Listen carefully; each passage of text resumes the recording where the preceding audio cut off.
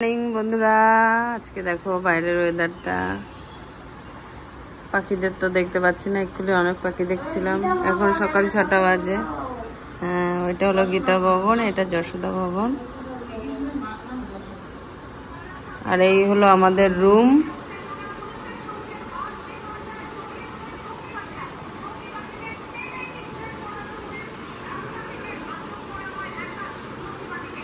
কিন্তু একটা আলমারি দেয়নি, ওটা টয়লেট। একটা বড় আয়না দিয়েছে, একটা টেবিল আছে, টেবিলের এই ছিঁড়ি। লাইটটা জ্বালিয়ে নিলাম। টয়লেটটা বড়ই আছে, দেখিয়ে দিলাম। মোটামুটি পরিষ্কার পরিচ্ছন্ন সব। কেমন সাজ দিয়েছে দেখো, চুলগুলো দেখো অবস্থা। তোমার দিদি ইয়ং হচ্ছে, আমি বুড়ো হচ্ছে। আমি আমাকে ইয়ং বানানোর চেষ্টাও করে না, জ্ঞান দেওয়া বলে ইয়ং করার সময় বলে না। মানে যদি ইয়ং হয়ে যায়, যদি হাত ছাড়া হয়ে যায়, পিছনে ভয় আছে, এমনি ভয় পায়, লোকে বুঝছে যে হাত ছাড়া যাতে না। বুঝতে পারছে সবাই। এ দেখো, আমি আজকে গোপী ড্রেস পরেছি।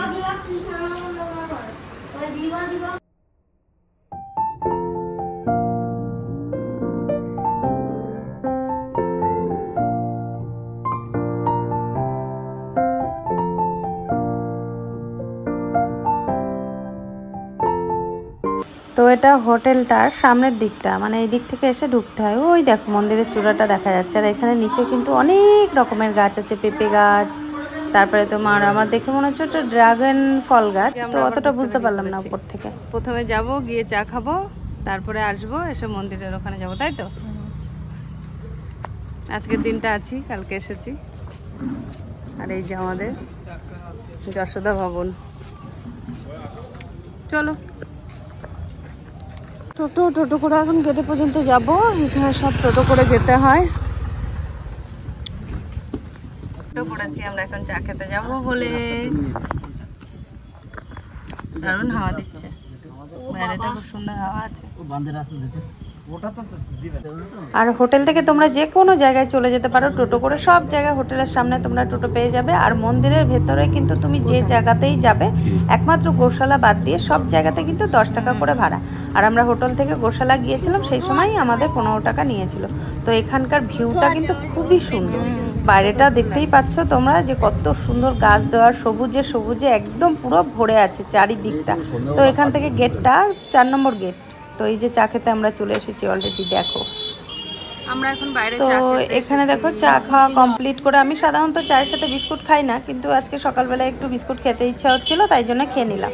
তো চা খাওয়া শেষ করে আমরা এখানে খাবার খেতে দাঁড়িয়েছি, আলুর পরোটা। আর এদিকে আমি রুটি খাচ্ছি, আর এদিকে দেখো নগর কীর্তনে বেরিয়েছে কিন্তু সবাই। তো এটাকে নগর কীর্তনেই আশা করি বলা হয়, আমি সঠিক জানি না। তো সবাই নাচতে নাচতে কৃষ্ণ নাম করতে করতে, তো হরে কৃষ্ণ রাধে রাধে রাধে কৃষ্ণ। তো সবাই কি সুন্দর কৃষ্ণ নাম করছে দেখো।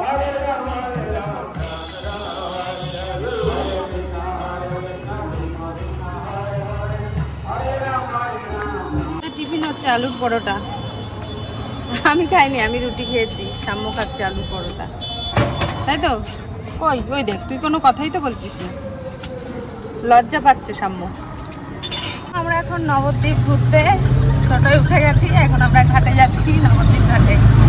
আর সাম্য তোমার এই দেখো, আমরা সবাই তিলক করেছি। আমিও, এই যে সাম্যও করেছে, মাও করেছে, ছোট মনে ফোন করেছি। ঘাটে চলে এসেছি। এখান থেকে টিকিট করলাম, 10 টাকা করে নিয়েছে আমাদের নবদ্বীপ অবধি। এটা হচ্ছে টিকিট কাউন্টার। তো আমাদের 4 জনের 40 টাকা লেগেছে। তো এই যে দেখো বন্ধুরা, আমরা ফেরিঘাটের কাছে কিন্তু চলে এসেছি। মাকে একটু আগে পাঠিয়ে দিয়েছি, আমি পেছন পেছন আছি, যাচ্ছি। তো এখানে এই দেখো একজন বিদেশিকেও দেখে নিলাম। এখানে আসলে তুমি প্রচুর বিদেশিদের দেখতে পাবে। তো এই নিয়ে আমাদের সঙ্গে যাচ্ছে। তো এই যে দেখো লঞ্চ ঘাটে আমরা সবাই দাঁড়িয়ে পড়েছি, একটুখানি পরেই ছাড়বে, এর আবার টাইম আছে। সারা দিনে কিন্তু এদের দুটো বোট আছে, একটা বোট যায় আর একটা বোট আসে। আর এখান থেকে ওই পারে যেতে মিনিট 5 মতো টাইম লাগে, খুব বেশি টাইমও লাগে না।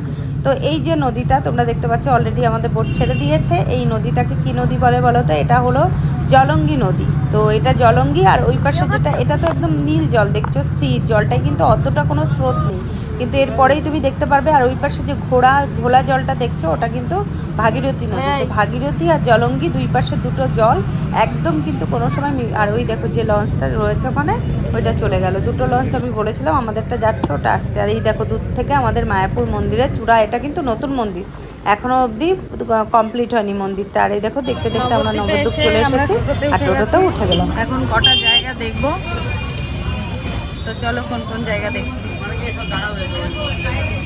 তো প্রথম আমাদের যে মন্দিরটাতে নিয়ে আসলো, পরে বলছি আমাদের কত নিয়েছে ভাড়া। তো প্রথম যে মন্দিরটা নিয়ে আসলো, এটা মেন মন্দিরে আর কি কাজ হচ্ছে বলে ঠাকুরটাকে এখান থেকে সিঁড়ি দিয়ে উপরে গিয়ে দেখতে হবে। তার আগে আমরা চলে গেলাম একটা মিউজিয়াম দেখতে। মিউজিয়ামে দেখো অনেক কিছু আছে, শ্রী চৈতন্যদেব আর কৃষ্ণর লীলা খেলা, তো তোমরা দেখে নাও এটা ঠিক করে। তো বন্ধুরা, নদিয়া জেলায় কিন্তু অবস্থিত এই নবদ্বীপ ধাম। আর নবদ্বীপ ধাম পরিচিত, তোমরা তো সবাই জানো, শ্রী চৈতন্যদেবের জন্মভূমি হলো এই নবদ্বীপ ধাম।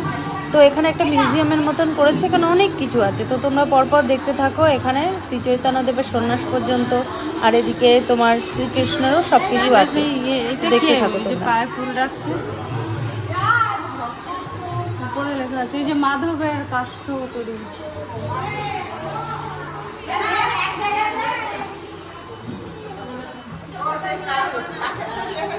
হ্যাঁ,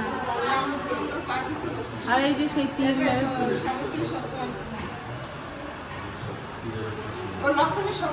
এইটা এই যে তীর, এই যে তীর, হ্যাঁ হ্যাঁ,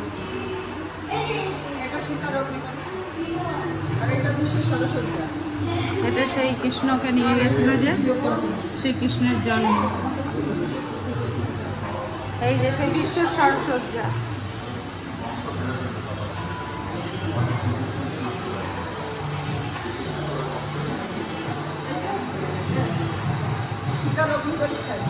এটা সেই সীতার অগ্নি পরীক্ষা যখন ফিরেছিল, তাই তো?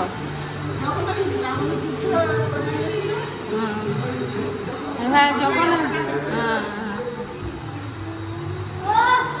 এটা হচ্ছে কংসের কারাগার।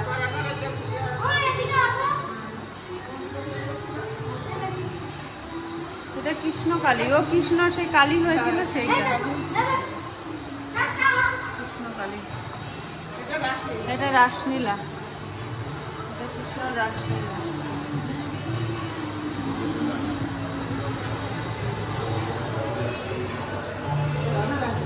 এটা রাধারানী।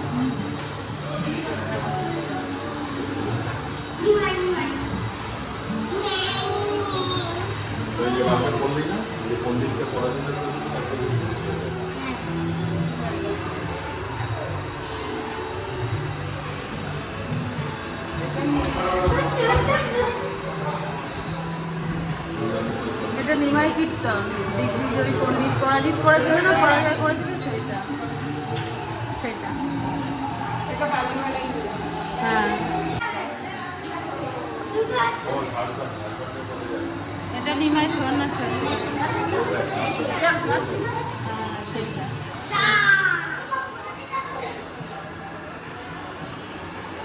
আর এটা কি ঝাড়িখণ্ডের পথে মহাপ্রভু, ঝাড়ি লেখা আছে।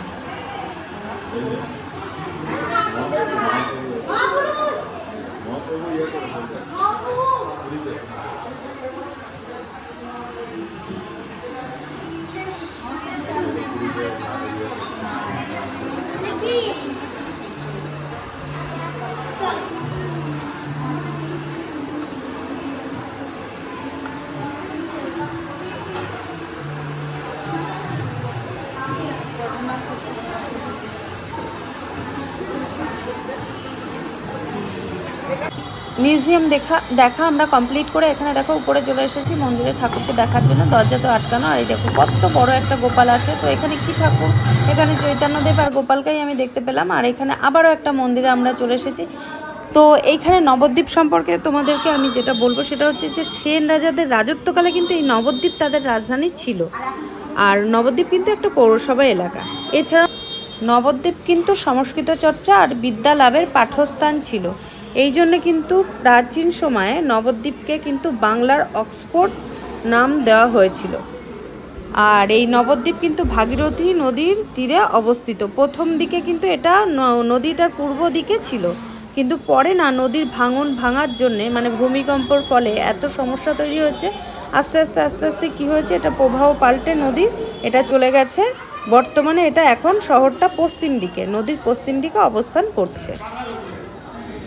আর নবদ্বীপের এই জলবায়ু কিন্তু আমাদের মতন মৌসুমি জলবায়ু না, এটা ক্রান্তীয় সাবানা জলবায়ু। আর সেপ্টেম্বর মাসের মানে মাঝখানের দিক থেকে এখানটায় বর্ষাকাল শুরু হয়। আর এখানে যেহেতু মানে বর্ষার জলটা বেরোনোর অতটা রাস্তা নেই, সেই জন্য কিন্তু এখানে বর্ষা হলেই বন্যা হয়ে যায়, মানে পুরো একদম এলাকা জলের তলায়, প্রায় কি বলবো তোমাদের, পুরো জলে পরিপূর্ণ হয়ে থাকে এই নবদ্বীপটা।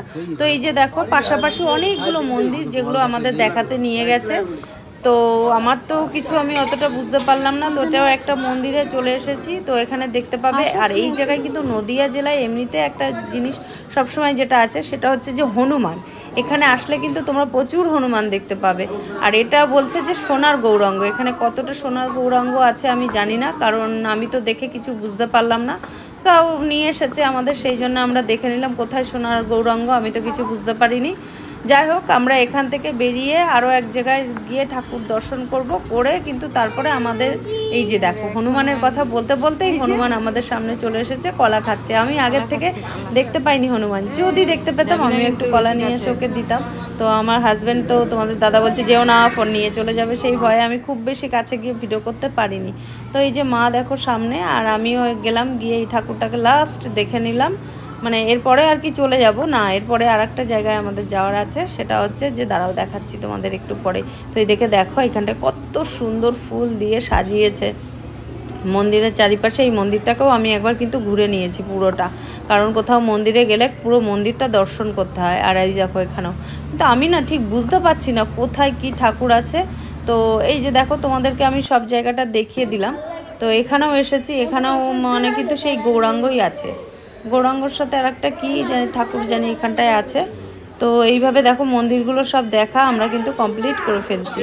এরপরে যে গিয়ে চলে আসলাম এই যে পোড়ামাতলা। এই পোড়ামাতলা খুবই জাগ্রত, এটা হচ্ছে মা কালীর একটা মন্দির। আর এখানে এই যে গাছটা দেখছো, এই গাছটার নিচেই কিন্তু ওখানে মা কালী আছে। তোমাদের দাদা জবা ফুল দিয়ে পুজো দিয়েছে, আমিও মন্দিরটাকে প্রদক্ষিণ করে নিয়েছি। আর এখান থেকে কিন্তু একটু মাটি আমি নিয়ে এসেছি বাড়ির জন্য। তো এই যে ফেরিঘাটে আমরা চলে এসেছি। তো আসার সময় আমাদেরকে 10 টাকা করে ফেরি পার হতে নিয়েছে, যাওয়ার সময় 10 টাকা করে ভাড়া নিল। তো একই ভাড়া নিয়েছে, 5 টাকা কোনো ভাড়া না, এখানে 5 টাকা লেখা আছে কিন্তু 10 টাকা করে নিয়েছে।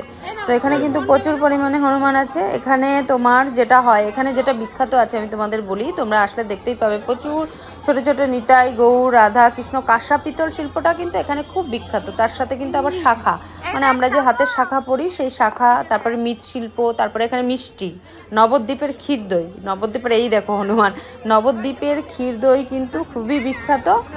আর এখানে যে তোমার মেলাগুলো হয় সেটা হচ্ছে তোমার চন্দনের মেলা, তারপর শাক্তরস, ধুলট মেলাটা এখন যেটা একদম লুপ্তপ্রায় হয়ে গেছে, রথ, ঝুলন, গঙ্গা, তারপর সরস্বতী পুজো, এগুলো সবই আছে।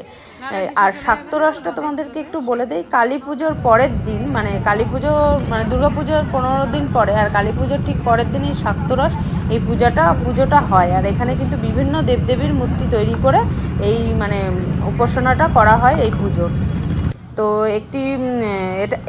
এই সময় কিন্তু একটা ফল পাওয়া যায়, সেই ফলটার নাম হলো নটকনা ফলটা আমি জানি না, এখানে আমি দেখতে পেলাম, যেটা রথযাত্রার সময় পাওয়া যায়। আর এই দেখো নদীটা যে জল, ভাগীরথী আর জলঙ্গি একদম মেশেনি, নীল আর ঘোলা জল সেইভাবেই কিন্তু দুজনে আলাদা হয়ে আছে।